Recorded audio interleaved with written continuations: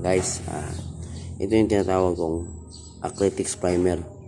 Ito yung gagamitin natin sa pag-apply sa walling para ito'y kakapitan ng finish paint natin, ha. Ang pagtimpla nito guys, 1:1. Kung ano karami yung pintura, ganyan din karami yung reducer nya. Yan,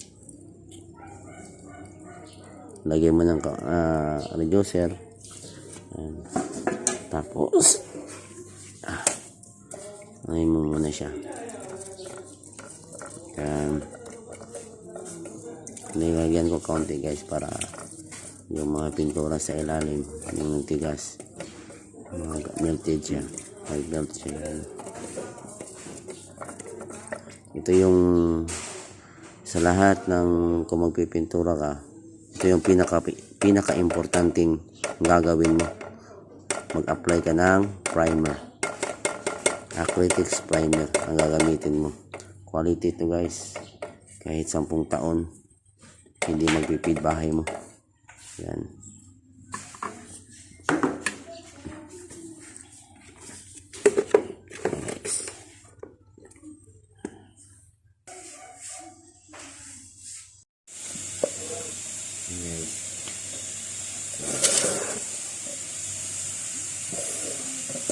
Acrylic primer basing.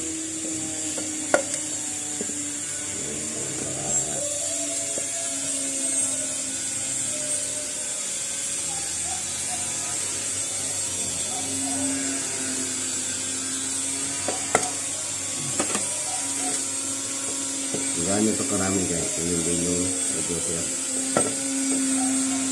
Pero ginagawa ko pambili yung reducer. Maganda.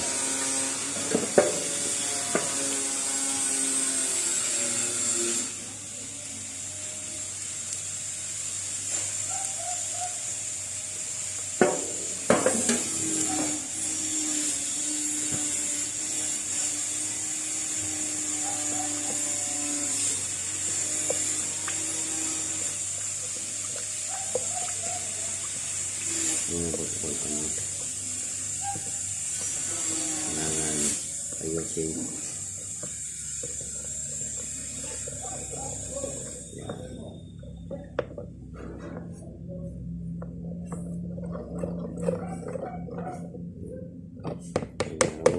Na konting halo lang.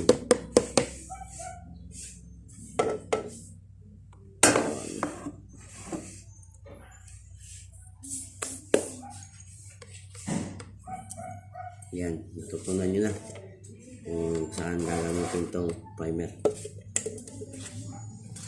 acrylic primer. Bago pagkatapos, isarado mo ng maayos para malinis. Yan.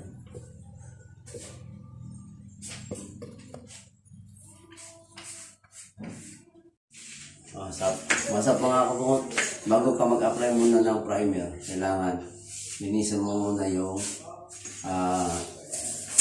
dinding yan, kasi meron pa itong mga skin coat na kailangan linisan mo yan bago ka mag-apply ng primer. Tapos yan,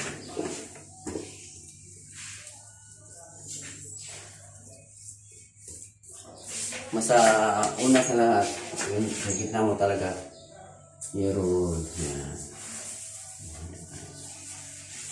Ayan yung hawak mga masa gitna lang ako mag-umpisa.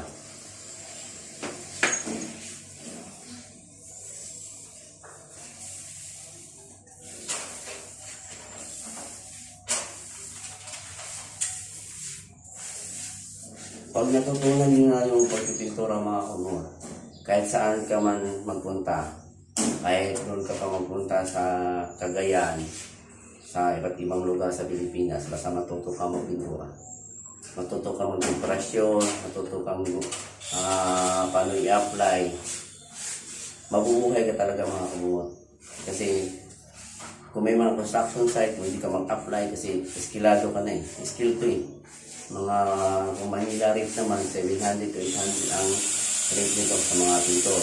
At saka sa dito sa amin naman, sa Mindanao, 650 to 500 yung skills ng pintor. Kaya mga kumungod, aralan natin kung paano mag-apply sa pintura at paano gamitin ang mga bagay-bagay na materialis na gagamitin sa pintura. At kilalanin natin kung ano yung mga kagamitan at mga kung para saan yung pintura. Yung mga kailangan natin alamin at ituro ko din sa inyo kung paano mag-apply at gagawin ang mga bagay-bagay na kailangan sa pintura. Kaya kung mga kabungod, huwag niyong kalimutan mag-subscribe, like, click the notification bell, subscribe na rin at share. Ito yung mga kabungod. Wasak na mga kabungod. Ganito talaga yung buhay pintor. Yan.